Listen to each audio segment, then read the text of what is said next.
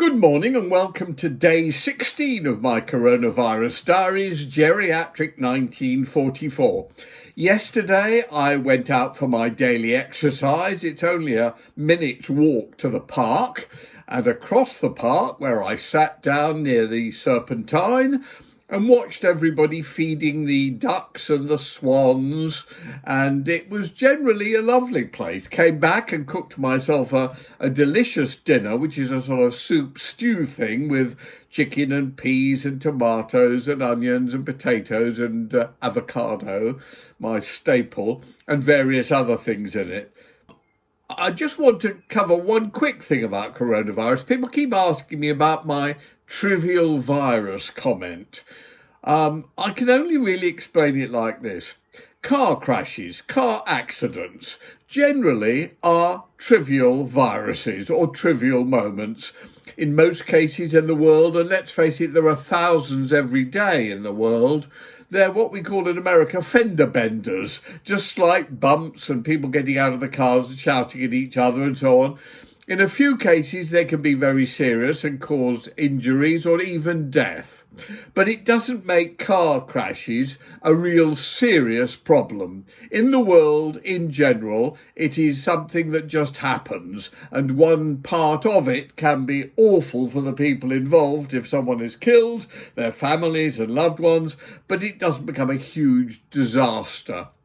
Likewise, in the 2017-2018 flu epidemic in England and Wales alone, in 2 or 3 months, 50,000 people died. The media didn't pick up on it and make a huge story out of it. I thought it was incredibly serious. In fact, I did get the flu myself that year. Wrong vaccine they gave. I was in Morocco, and as I've said before, spent a week getting over it, drinking lots of liquid, eating paracetamol and recovering.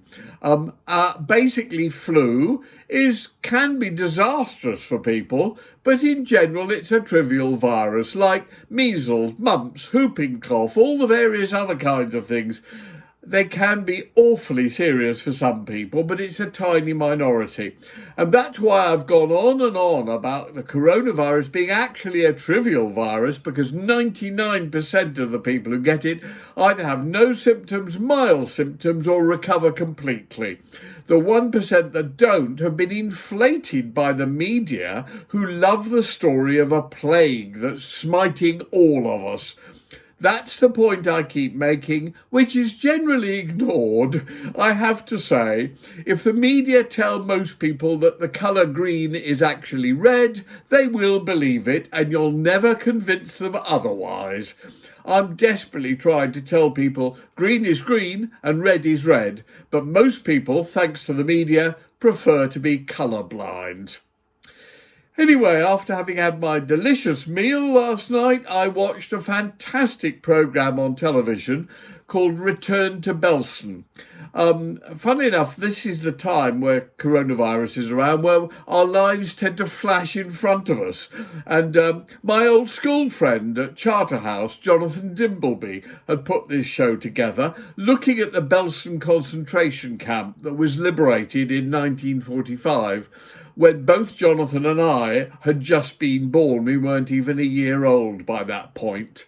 It was a really terrific programme. It was on ITV, prime time, 9 o'clock, very unusual. ITV, who usually like empty-headed little kind of soap opera, general entertainment, i.e. TV programmes for the people who believe that green is red if the media tell them so, that sort of thing.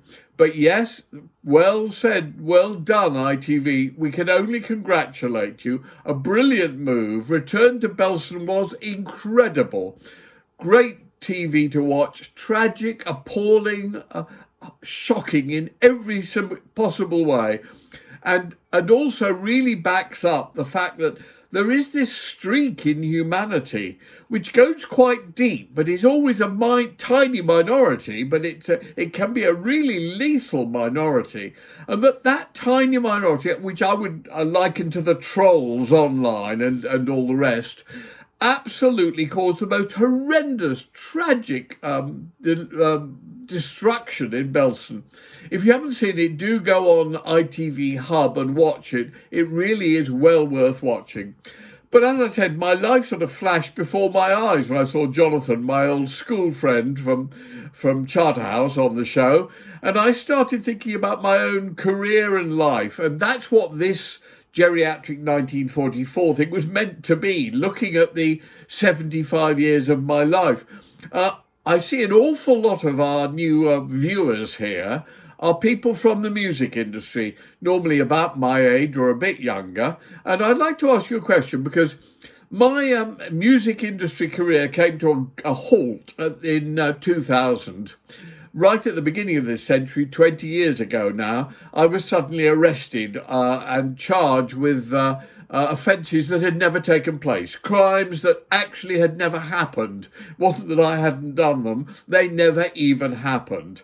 Anyway, at that time, I'd reached a point where I'd been asked by Eric Nicolai, who was then the head of EMI Records, if I would take over as global chairman of EMI. At a decent salary of about $5 million a year, and if I would run the record company for him and for EMI, please.